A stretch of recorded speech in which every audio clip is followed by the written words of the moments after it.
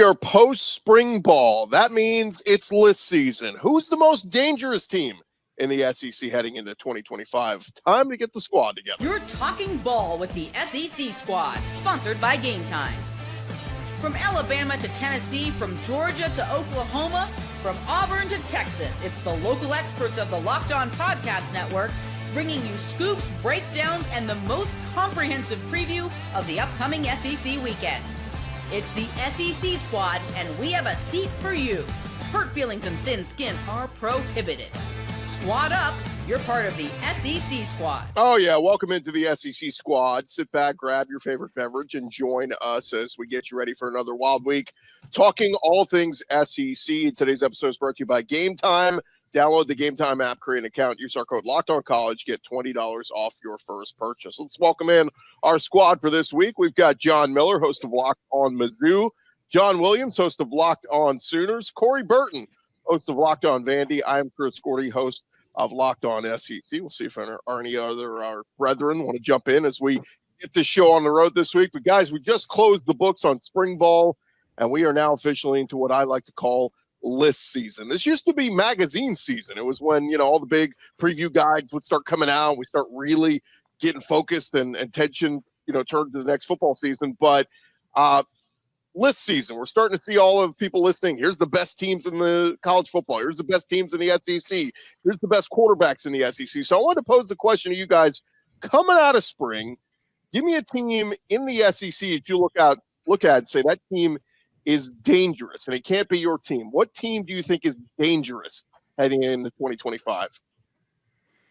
I think Tennessee is starting to fly under the radar a little bit simply because of the whole Nico Iamaleava thing. I think they're always a dangerous team. Any Josh Heupel team is dangerous. They were just in the playoff last year. I know they got humiliated by Ohio State.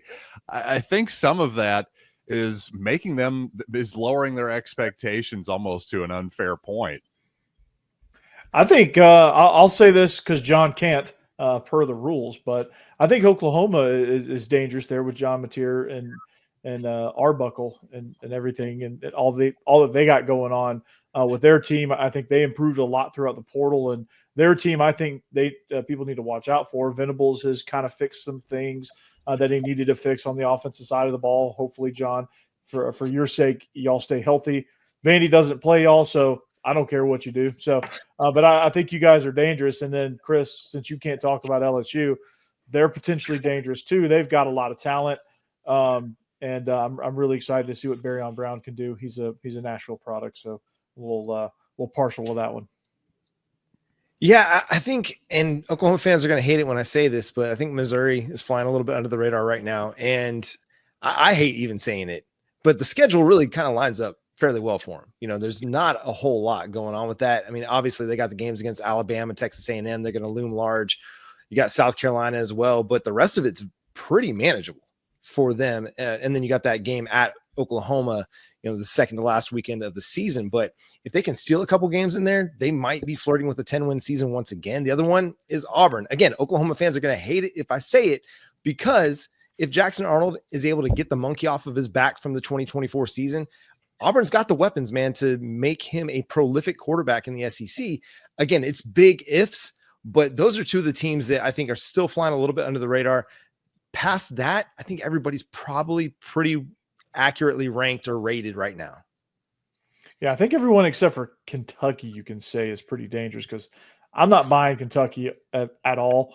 I'm not really buying Mississippi State at all either, but I think the rest of the teams in the conference, you could say, you can make some sort of claim that, hey, you better watch out for this team, because, they got a piece here, a piece there, some pieces over on the lines, and, whatever the case may be per those teams, you can make a case that they're all dangerous. So this conference is at an all-time high, just in general. So Williams, Jackson Arnold, you're really a believer, huh? That's ironic. I love the irony. Give it to me. Jackson Arnold ship. I know I've been one of those guys that have been driving the hype train even back to last offseason. I still think the talent is immense. I think what happened in 2024, offensive line, so many injuries that you're down to your 3 deep. Wide receiver issues, so many injuries that you're down to your 3 deep. That's not an adequate place to be if you're trying to develop a quarterback. You have an offensive coordinator change midseason. None of it went well for the kid, but there's the talent. The talent is there. To me, now it's about the mental aspect. Can he bounce back mentally from what was a really, really rough season? And it's just moments too, where, okay, you get the ball first and goal at the 5-yard line against Tennessee early in the season. What do you do the very next play? You fumble the ball. Okay. It's 23-23 in the final couple minutes against Missouri. And what do? You fumble the ball. Mizzou picks it up, runs it the other way. So it's those kind of things where if he can correct those and he gets a little bit of help from people around him, then I think he has the chance to be pretty good. But it's just a matter, I think, of the mental game. I still think he's got the tools to be a dynamic player. Yeah, I wanted to bring this up real quick, and well, I'll bring it up here in a second. But guys, the rankings coming out for some of the different publications and putting where they think teams stand right now, and it's what's interesting is seeing the teams that are catching a lot of love, and I've seen some people are really getting optimistic on Alabama, and I'm just curious where you guys stand on them, because obviously Kalen DeBoer, 9-4, not the bar. They expect to make the playoff every year in the Saban era. And so a lot of people are buying into it, obviously with the hiring of Ryan Grubb as offensive coordinator. But where are you guys on Alabama? Are you saying this is a playoff team this year in terms of the Tide?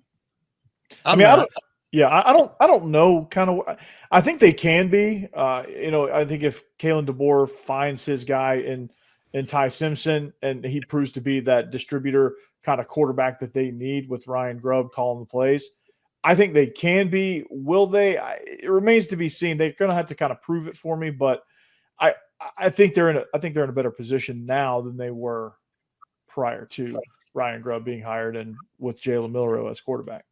Yeah, I just need to see it. Like, I think obviously it's Alabama. There's going to be talent. It's going to be a good team. I think Kalen DeBoer is a great coach. Ryan Grubb has been one of the hottest offensive coordinator names in college football for 3-4 years. Now you just have to go prove it. You had an established team, an experienced team last year, and you fell flat in some games. Can you rise to the occasion with some inexperience, especially at quarterback? That's going to be the question. I think they've got some talent. It's a matter of, can that inexperience be not so much covered up? Can it be built up to where they're not falling flat in big time games? I tend to think they're going to go young at quarterback this season too. And I tend to be fairly bullish on Alabama. I certainly don't want to be dismissive of that program, but really, especially Kalen DeBoer. I think he proved what an excellent coach he is at Washington already. Alabama is obviously a different animal, but I do think it's a pretty amazing what pressure he seems to be under in year two. But yeah, I can't be dismissive of Alabama. At the same time, I do think they're sort of maybe in the pile with Tennessee and Ole Miss a little bit, maybe Texas A&M and Missouri, that kind of deal. Teams that have some question marks at quarterback, but otherwise have pretty impressive rosters. How do we feel about Texas A&M? Good team, but tell me, can Marcel Reed become a passer? Yeah, I agree. I feel like every week I gave up on Marcel Reed. He would have a good game, and then I'd start to buy in, and then he would prove the previous opinion right. So I need to see some consistency from him before I totally buy into Texas A&M this year. That's the team I was going to bring up, because it seems like they're catching a lot of love, and people like that they went out and added, got some weapons for him in the transfer portal. Obviously, they got the kid Micah Hudson, who ended up reneging and going, I think, was going to go back to Texas Tech. I don't know where he ended back up, but Casey Concepcion from NC State, Mario Craver from Mississippi State, along with Terry Bussey and some of the other pieces. And obviously the running backs, Levy and Moss back healthy, Reuben Owens back healthy. I mean, it's, that they ran the ball really well, and they were looking strong. It's 7-1, leading the SEC, by mid-season, and then fell apart down the back stretch. But as I read some of these preview lists and all that this week, people are high on the Aggies. I just wonder, guys, there's a reason why they call them Texas 8-4. I mean, it feels like they're stuck in that rut that they can never get over the hump. What say you? Yeah, and to me, you're going to have a good defense with Mike Elko. I think you're going to be good in the trenches. You're going to have a good run game. Mm-hmm. But can you win a 34-31 game? Is Marcel Reed going to be able to throw well enough? Is he going to make that developmental jump to become a better passer to win some of those football games for him? You're not going to be able to grind out every game just with a ground game. You can win some games like that, but you're going to be in some big time matchups where you're going to have to throw the ball and you're going to have to rely on Marcel Reed to pick up a big time 3rd and 9, 3rd and 12 to keep a drive going to go get a game winning score. Can he do that? That's my question with him. And I think he can. It's just developmental. You just got to keep developing, keep growing as a player and as a passer. He's got all the other tools, man. The dude is lights out as a runner. He seems to have the intangibles there as just a gamer. He's one that can step up in big games, but now he's got to show it as a passer to become that complete player at quarterback. Yeah, I agree totally with that, John. That's completely with Marcel Reed being a complete passer. I wonder what it would have taken for A&M to have kept Connor Wigman around, who ends up at Houston. Obviously a really highly touted player coming out of high school, had his moments last season. Heck, he started against Missouri, and you guys mentioned they were 7-1. I think that was probably their high point of the season there, coming off a big win against my Tigers. And like you say, they kind of, Wigman got hurt a little bit, but man, I just liked when they had both of those options as opposed to one. You see all the money that's thrown around in College Station. I just wonder what it would have kept him around, and did they keep the right quarterback, quite honestly? Did he want to stick around? That's the other part of it, obviously.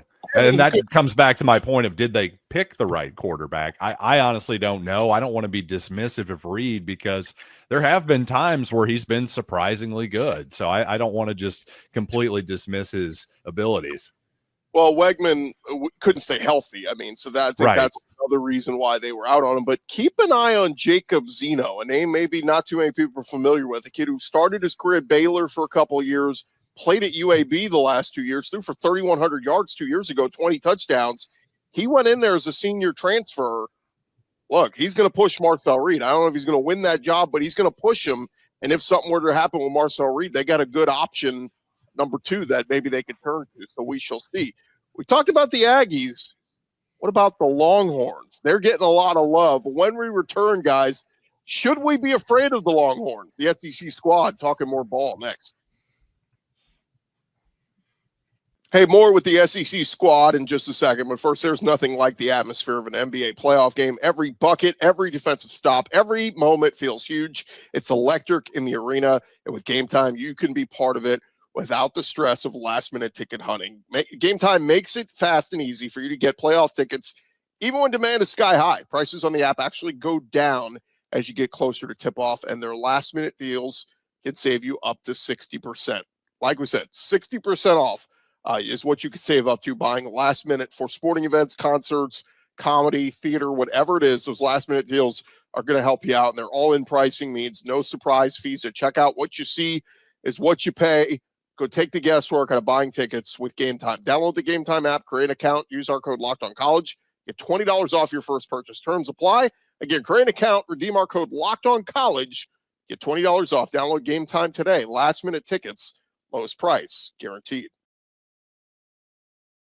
SEC squad, roll along here. And, guys, I got to bring this up because 24/7 Sports did their post-spring rankings this week, and I couldn't help but notice, of the teams from the SEC, they had Texas sitting at number 1 in the country. And I say to you, is this all Arch Manning hype? Is this just love for Sark because they made the playoffs 2 straight years?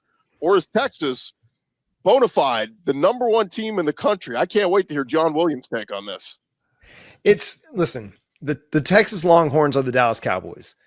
Anytime that the media is going to get an opportunity to hype them up, they're going to take it, because the Texas Longhorns are going to create that buzz.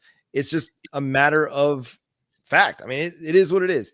They have been waiting for Texas to be back for a decade and a half. And finally, Texas lived up to the hype, made the playoff in back-to-back years, and they could not wait to rank Texas number 1 in the preseason. Listen, can they be good? Absolutely. I think they could be a really, really good team again this year. First-year starter at quarterback in Arch Manning, who's got the tools, but we saw what happened when he played a legitimate team in Georgia. The lights were a bit too bright for my man, okay? That doesn't mean that that's who he is as a quarterback. I'm just saying, before we go ahead and crown him the number 1 overall pick in the 2026 NFL draft, which he's not going to be a part of, before we go ahead and hand him the Heisman Trophy, before we go ahead and make Texas the national champion, maybe let's tap the brakes and see what he's going to be able to do against Ohio State in week 2.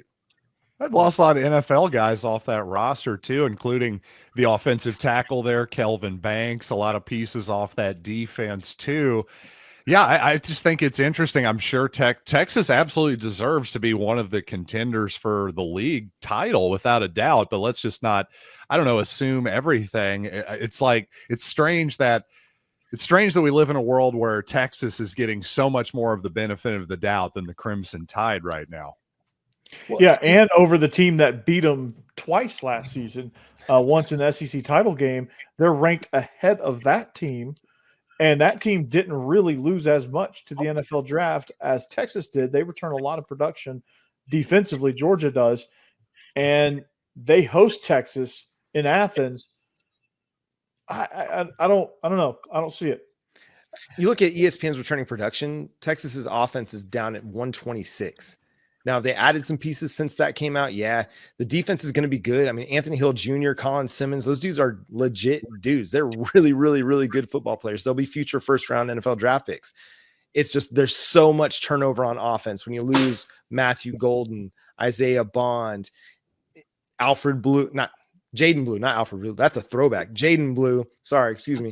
There's a lot of talent that they lost along that offensive line. I mean, retooling, it's a lot. Can Arch Manning be enough to overcome all that turnover and get all the pieces to fit together? I think Steve Sarkisian is a great offensive coach, but can they get it all to fit together this year? I don't know that. For 2027, if you want to tell me that they're the number one team in the nation going into 2026, then I'll probably feel a little bit better about that, because all of those guys on offense will have another year of experience and have played a full season as starters that you could probably feel a little bit more confident in. But right now, man, I'm just not so sure. One more guy that I do think is going to be a stud, though, for Texas, Ryan Wingo, wide receiver. Yeah. Love that dude. That dude, I hate that he plays for Texas because I love to watch that guy play football. Yeah, Missouri thought they were going to get Ryan Wingo until the last second, so I hear you. I'll just say this. Steve Sarkisian, has said recently that he thinks Arch, that chemistry he has with Wingo and some of those freshmen, that they were on the freshman team together. And so you come up together. A lot of times you got that chemistry already with those young guys, and that helps a lot.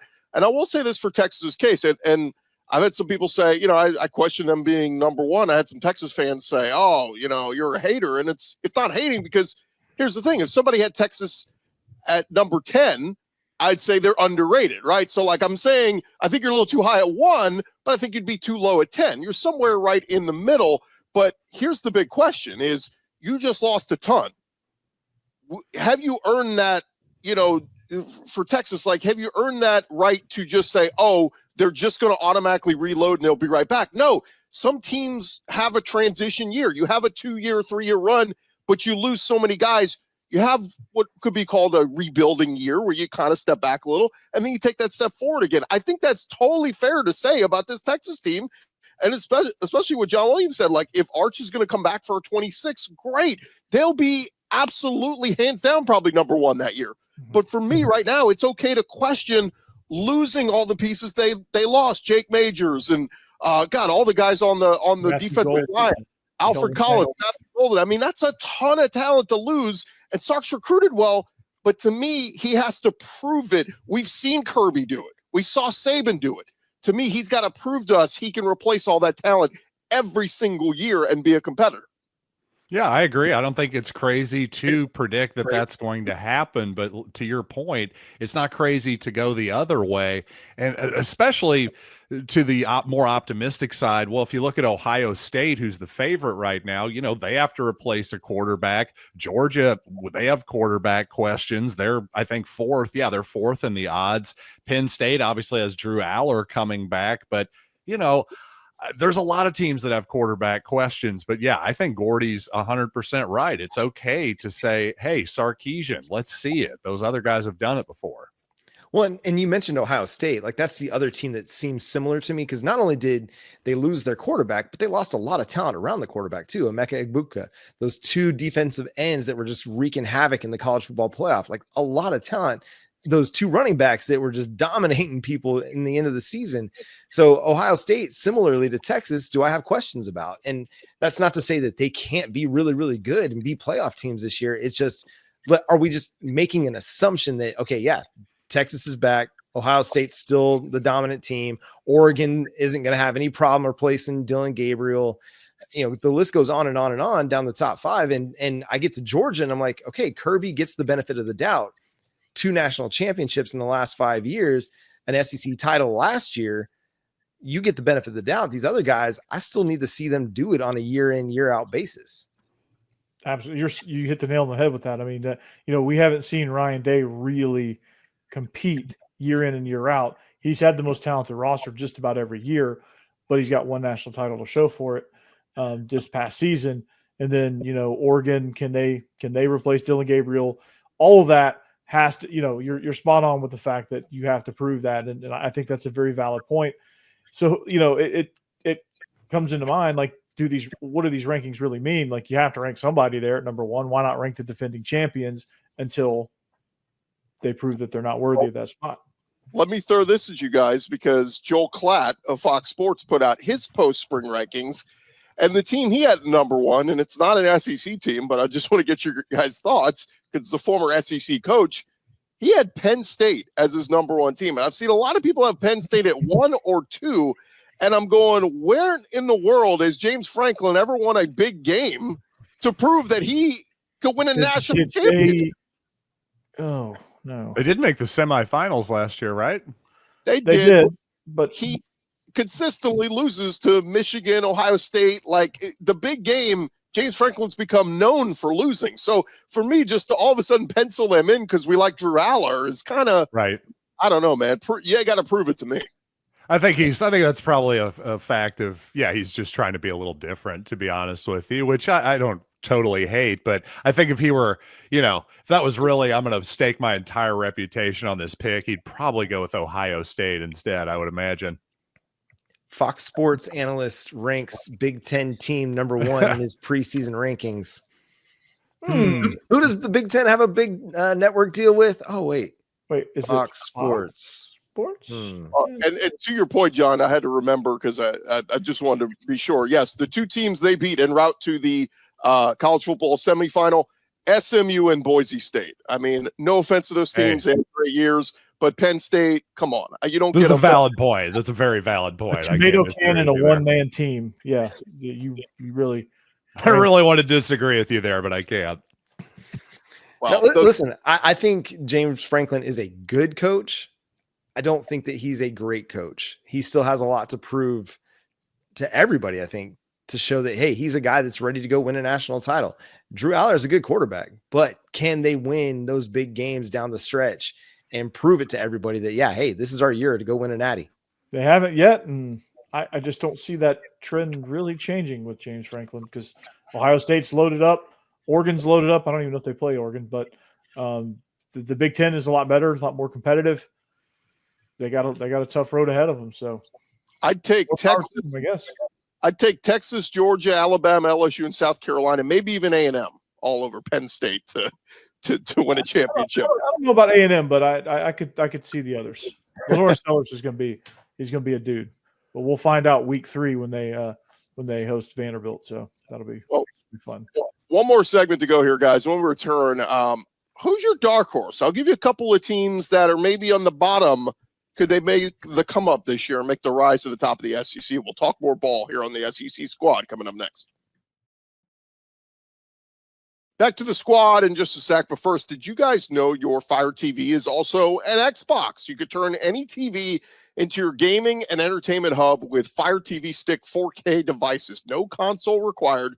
You just grab your paired controller, you subscribe or sign into Xbox Game Pass Ultimate with EA Play included, and you are ready to play. Dive into hundreds of premium titles from EA Sports College Football 25, my preference, to Call of Duty Black Ops 6. You can play those games as easily as you stream your favorite shows.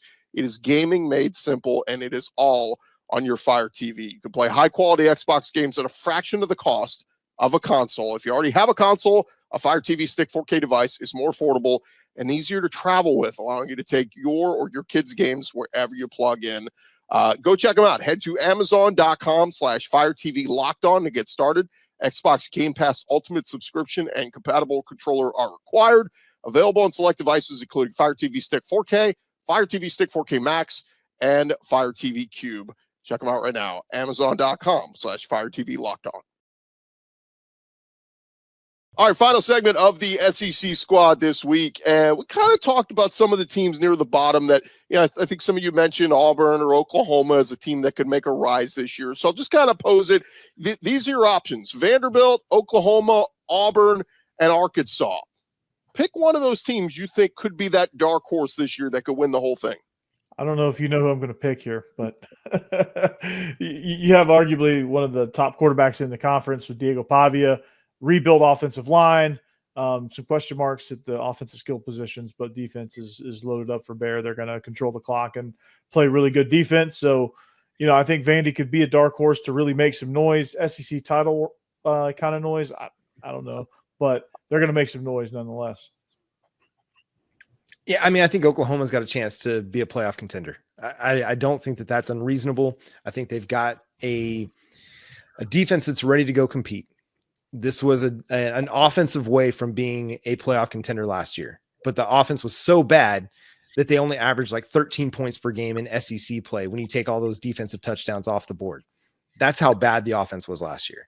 If it's respectable, it doesn't even have to be 40 points per game. If it's around 30 points per game, this is a team that flirts with 9-10 wins and is flirting with a playoff spot as they enter November. Now they've got a tough stretch in November where they play Tennessee and Alabama, Mizzou, and LSU. And that's going to tell the story of their season. Obviously that Texas game looms large as well, but they're going to be a team that's going to be in the mix. I think in November, it's just how they manage those final four games is going to be the story. And I think, again, you got John Mateer. We talked about it a few months ago when I was on this show about how Ohio State, Notre Dame made the college football playoff national championship with transfer portal quarterbacks in their first year with those programs. John Mateer, a transfer portal quarterback, an athletic running quarterback, similar to Will Howard, Riley Leonard, a dude that everybody believes is a leader. He's a gamer. I think the pieces are in place. Now it's just a matter of them going out there and proving that, hey, what happened last year, aberration. That's not who Oklahoma is. They're ready to go win some games. I think the smart money is on the Oklahoma Sooners as well, especially from the teams you listed. But since Williams did a better job than I can of telling you the Sooners' tale there, I'm going to actually go off the board. Give me the Kentucky Wildcats. I was actually surprised that Corey was so dismissive of Kentucky. I get it. They're not the sexy team right now, but Mark Stoops knows how to coach football. There may be a ceiling to what he does, but I think there's a pretty high floor to what he does as well, to the point where you're not going to go into the basement. And based on all the rankings I'm looking at, Kentucky's got a pretty good transfer portal class here. They beat Ole Miss last year and probably, I'd say definitely cost them a shot at the college football playoff. So I just can't be quite as dismissive of Kentucky. Maybe Corey knows something that I don't know, to be fair. I just feel like Mark Stoops has one foot out the door. I mean, he flirted with Texas A&M last year. I think that did a number on his reputation there. I just think maybe his message is getting a little stale. I don't feel like that team is very inspired to play hard for him. And then Zach Calzada just doesn't do it for me. But we assume he's going to win that job. Cutter Boley was their freshman recruit last year, played a little bit on the back end of last year. But that's Kentucky's like the ultimate wild card. Like they went in the portal, and either this thing could be an abject disaster, or they could be pretty damn competitive. Dante Dowdle, who was the running back in Nebraska, is decent. Calzada has played a lot of football if he ends up being the starter. They get Kendrick Law from Alabama. I think they got J.J. Hester from Oklahoma. I mean, it's Jamori Macklin. I mean, it's like this hodgepodge of like, pick a card, any card, and that's how they put this roster together. It may be a disaster, but it also could work. They have a saying for this. I can't say the second half of it. It's either going to be chicken salad or the rest. So chicken scratch. There you go. There you go. So John, your point on John Mateer, I think there's a little bit of difference there with him being a transfer portal quarterback. It's not your average transfer portal quarterback situation because Arbuckle is coming with him. And I think there's something to be had with that system. I think it's why Diego Pavia hit so well in Nashville at Vandy, because he had Jerry Kill and Tim Beck, the combination coming with him. So he was an expert on the system. He could elevate everybody around him. I think Mateer is going to do something similar in Oklahoma, which is why I think it's going to be different than your average, this is your first year transfer quarterback situation. Yeah, we totally agree. I think everybody's excited because part of the reason we have high expectations for what this offense can do is because you have two voices that are able to get this offense humming. You've got Ben Arbuckle, the offensive coordinator. You've got John Mateer, the quarterback that can help off the field, get everybody on the same page. And they've brought in John Mateer's quarterback coach from Washington State as well. He was an analyst up there. He's going to be an analyst with Oklahoma. John Kuzieski, a dude that was part of the development of John Mateer, as well as Cam Ward. So a guy that, I mean, these guys know offensive football. And again, they just got to be respectable. Brent Venables is going to put a good defense on the field, and he's going to be one of the better defensive play callers in college football again this year. It's just got to get a respectable offense. You cannot have the abject failure that was Oklahoma's offense last year repeat itself, but it's not going to. It's going to be much better than what it was. Yeah, Well, dumpster fire. Let me give you guys my dark horse from that list. I'm going to go with Arkansas just because. Taylor Green. What are they going to be? Yeah, Taylor Green comes back as one of the more experienced quarterbacks in the SEC. He was really good last year. How about a wild card? That's another one. I worry about what they lost, right? They lost like multiple guys to Ole Miss. Their tight end, Luke Hass, and Patrick Kudus on the O-line. Isaiah Satania, where's he at? Oklahoma. Yeah, I mean, they lost a lot, but you still got Bobby Petrino, who knows how to call plays. I mean, so at the end of the day, a lot of people are saying Sam Pittman, he's probably going to be the first coach to go. He's on the hot seat, all this. But to me, Taylor Green, if he plays up to what he is, that defense could just hold up, Arkansas might surprise some people. I think if Sam Pittman leaves, it's probably because of health issues, and I've heard there's some health issues there, and he might retire. Is probably where he's going. But I think they're going to be kind of a tricky, dangerous team. That's going to be, it's going to be interesting to see kind of how they play. If you're talking about Kentucky being a wild card, I think Arkansas is just that too. They're going to have everybody really excited when they go to Oxford and they beat Ole Miss in week 3. Ooh. Oh. Wow. Okay. Listen, if we're going to talk like regression candidates, Ole Miss has got to be at the top of the page. Sorry, Stephen Willis. I don't mean to cause you stress, but I mean, we talk about teams that lost a lot. Like Ole Miss lost a lot.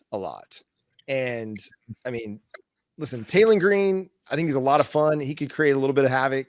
They lost a lot on that defense, and a lot of experience, a lot of really talented guys that went the top 4 rounds of the draft. That's going to be hard to replace, and that might be a bold prediction right here, but it would not surprise me in the least to see Arkansas go pull that upset off. And I think Steve would even tell you this, that those Arkansas Ole Miss games are about as unpredictable as they get. Like, you never know. Like that one year, I think it was with KJ Jefferson, where that game was like 50. It looked like an arena football game score. Yeah. And it was insane. But and Ole Miss was supposed to kill them, and they didn't. I don't know if I totally buy into the Arkansas half of it, but the Ole Miss might be overrated this year part of it. I am kind of buying into that, and I bought into Ole Miss last year. So this isn't a bias thing. I like Williams' take there. I really do. Yeah, I mean, Ole Miss, they're replacing probably one of their best quarterbacks in school history, Jackson Dart. And that's no disrespect to Eli Manning or Matt Corral or even Archie. But it's true. They got to replace all of that production, and that's not an easy thing to do, even for Lane Kiffin, the portal king. It's not easy. So they're naturally going to take a step back. How far of a step back that is, I'm not sure, but it all depends on Austin Simmons and how he progresses throughout the schedule and how he responds to more than just a drive or two that he had against Georgia. Well, you mentioned Portal King. I mean, it's 29 new guys coming in, but this Lane has done this the last 2 years, and they've been successful doing it. So that's core, though. I mean, they've had a core of guys they could lean on. I don't think they quite have that core this year. That's the difference. To me, if Ole Miss is going to be successful, they've got to get that run game back, because that's why they took 3 losses last year, in my opinion, was they didn't have the balanced run game to complement the offense, play ball control, stop having to punt and give the ball to the opponent. I think if they can get that run game, that's going to help Austin Simmons development way more. And yeah, I'm with you. Austin Simmons 2026 could be very scary, but maybe he has to go through some of those growing pains this year. Maybe it's an 8-4 type season for Ole Miss, but maybe building blocks for the 2026 season. We shall see. Now, Brandon's not here. Hold on. Brandon's not here. So I want to throw this out there for the chat and for everybody listening around the world. The Florida Gators are getting some love. DJ Lagway, are we high on the Gators, or what do we think about them?